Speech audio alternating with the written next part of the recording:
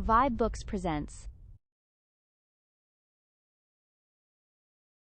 The Butterfly by Hans Andersen. Content: The Butterfly.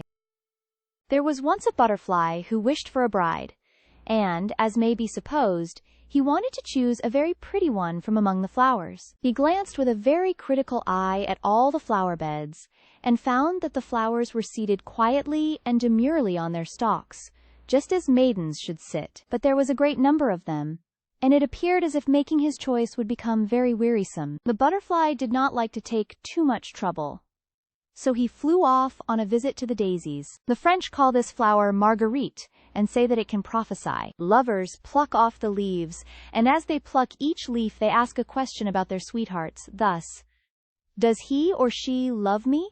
Dearly? Distractedly? Very much? A little? Not at all?" And so on. Each one speaks these words in his own language. The butterfly came also to Marguerite to inquire, but he did not pluck off her leaves. He pressed a kiss on each of them, for he thought there was always more to be done by kindness. "Darling Marguerite Daisy," he said to her, "you are the wisest woman of them all. Pray tell me which of the flowers I shall choose for my wife. Which will be my bride? When I know, I will fly directly to her and propose." But Marguerite did not answer him. She was offended that he should call her a woman when she was only a girl.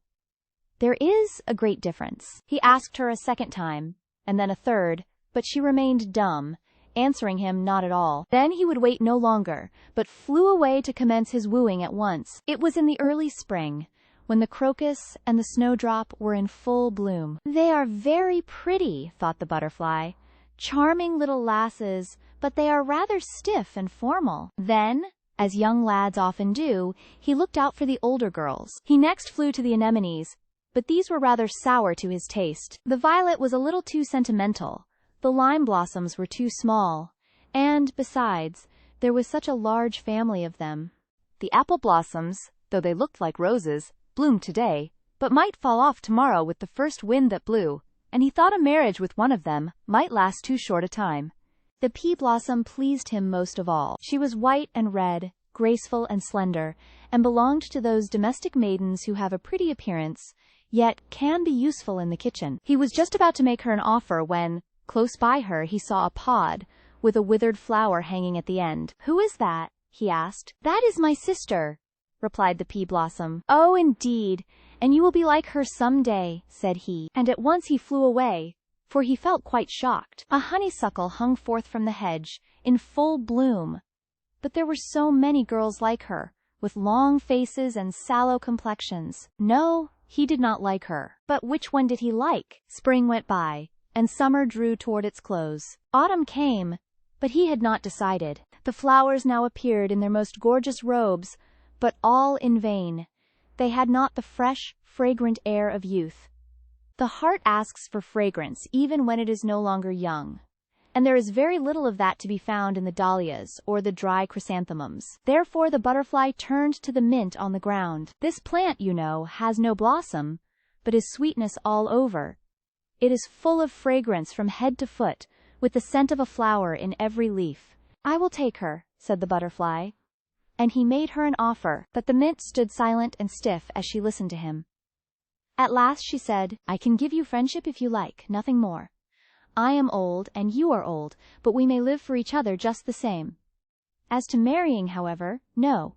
That would appear ridiculous at our age." And so it happened that the butterfly got no wife at all. He had been too long choosing, which is always a bad plan, and became what is called an old bachelor. It was late in the autumn, with rainy and cloudy weather. The cold wind blew over the bowed backs of the willows, so that they creaked again. It was not the weather for flying about in summer clothes, but fortunately the butterfly was not out in it. By a happy chance he had got a shelter. It was in a room heated by a stove and as warm as summer. He could live here, he said, well enough. "But it is not enough merely to exist," said he. "I need freedom, sunshine, and a little flower for a companion." So he flew against the window pane, and was seen and admired by those in the room, who caught him and stuck him on a pin in a box of curiosities. They could not do more for him. "Now I am perched on a stalk like the flowers," said the butterfly. "It is not very pleasant, certainly. I imagine it is something like being married, for here I am stuck fast. And with this thought he consoled himself a little. That seems very poor consolation, said one of the plants in the room, that grew in a pot. Ah, thought the butterfly. One can't very well trust these plants in pots. They have had too much to do with human beings. Thank you for tuning in to vibeBooks. We hope you enjoyed this journey. Please consider liking, commenting, and subscribing to our channel. Check out our playlist or explore vibeBooks for more classic stories. Until next time, happy listening.